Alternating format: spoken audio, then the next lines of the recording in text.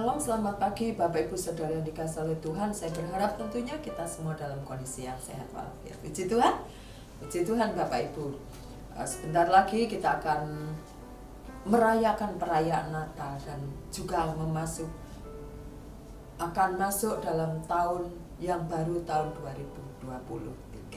Puji Tuhan, tetap bersemangat Bapak Ibu ya. Puji Tuhan, mari kita berdoa bersama-sama. Bapa di dalam surga yang kami kenal dalam nama Tuhan Yesus Kristus, pada pagi hari ini kami sungguh bersyukur kepadamu dan kami datang lagi kepada Engkau Bapa.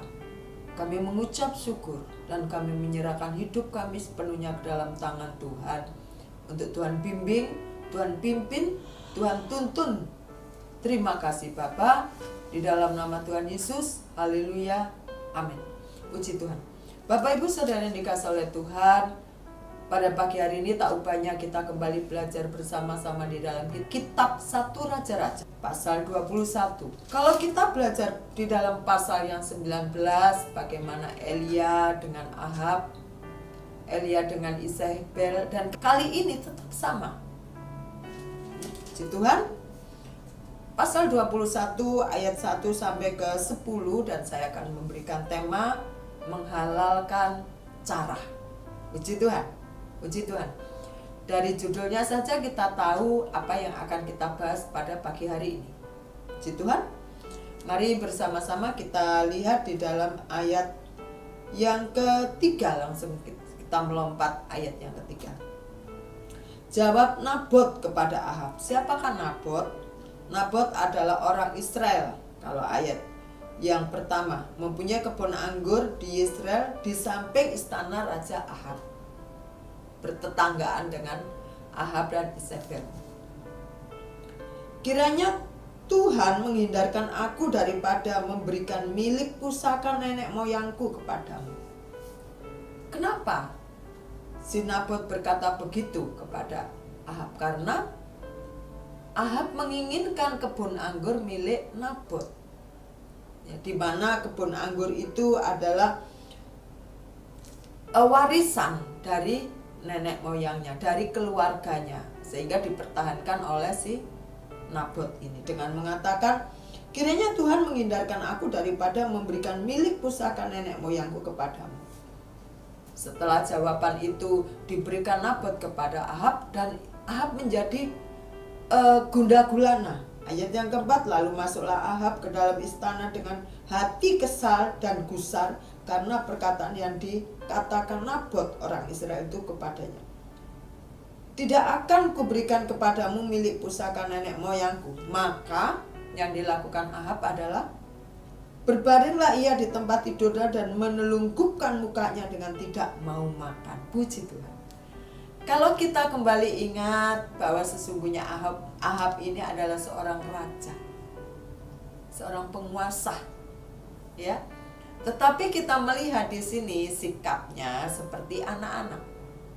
Keinginannya tidak terpenuhi, dia ngambek, dia kesel, lalu menelungkupkan badannya ke tempat tidur dan tidak mau makan, Bapak Ibu. Itu kan kita melihat itu kadang-kadang anak-anak seperti itu, keinginannya tidak dipenuhi, ngambek dia. Ngambek, lalu tidak mau makan, tidak apa, diajak bicara juga tidak mau. Puji Tuhan Bapak Ibu ya. Lalu Isabel istrinya berkata, apa sebabnya hatimu kesal sehingga engkau tidak mau makan? Lalu Ahab menceritakan bahwa Nabot tidak memberikan kebun anggurnya untuk ditukar dengan sayuran, untuk ditukar dengan yang lain, ya. Nabot tidak memberikan itu. Lalu apa kata Isabel waktu Ahab mengadu begitu? Ayat yang ketujuh, kata Isabel istrinya kepadanya, bukankah engkau seorang yang memegang kuasa raja atas Israel? Bangunlah, makanlah, dan biarlah hatimu gembira. Aku akan memberikan kepadamu kebun anggur Nabot orang Israel itu. Bapak Ibu Saudara yang dikasihi Tuhan, sebenarnya yang penguasa di Israel itu adalah Ahab, suaminya. Tapi di sini kita melihat peran seorang istri peran Isabel itu seolah-olah dia yang berkuasa atas. Dengan mengatakan, biarlah aku akan memberikan kepadamu kebun anggur Nabot. Lalu ia menulis surat atas nama Ahab, memberikannya dengan materai, mematraikannya dengan materai, lalu mengirim surat itu kepada tua-tua dan pemuka-pemuka yang diam sekota dengan Nabot. Ya. Di dalam bacaan ayat-ayat selanjutnya, ayat yang ke-10, begini kata Isabel, suruh juga 2 orang Dursilah duduk menghadapinya dan mereka harus naik saksi terhadap dia dengan mengatakan, engkau telah mengutuk Allah dan Raja. Sesudah itu bawalah dia keluar dan lemparilah dia dengan batu sampai mati. Wow, otaknya Isabel itu begitu mengerikan ya. Sesuatu yang dia inginkan, sesuatu yang diinginkan oleh salah satu keluarganya, kalau tidak terpenuhi, ada siasat-siasat yang bagaimana caranya dia mendapatkan itu.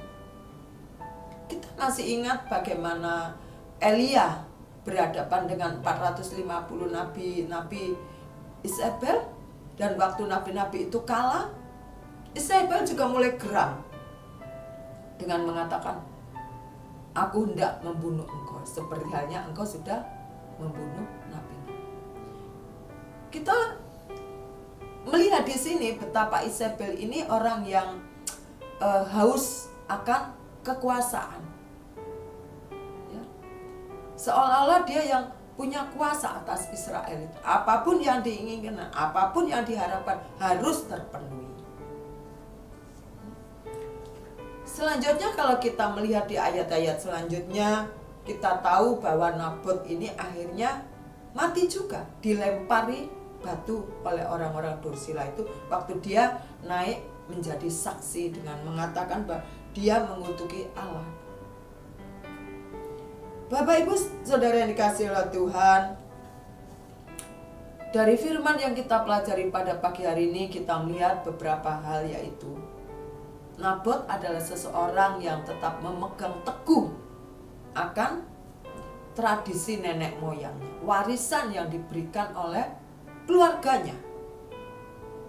Puji Tuhan, dia pegang teguh, apapun yang terjadi warisan ini tidak pernah aku lepaskan.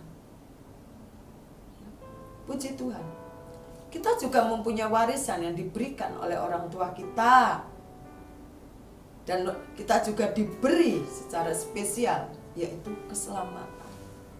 Orang tua kita memberikan warisan, yaitu kita diperkenalkan kepada Tuhan sebagai Tuhan dan Juru Selamat kita, membimbing kita, menuntun kita kepada jalan yang benar, firman itu, dan warisan itu kita akan pegang teguh sampai kapanpun dan apapun yang terjadi. Kita tetap mengatakan, aku akan memelihara apa yang Tuhan berikan kepada hidupku dan apa yang orang tuaku, orang-orang yang memperkenalkan Tuhan kepada hidupku.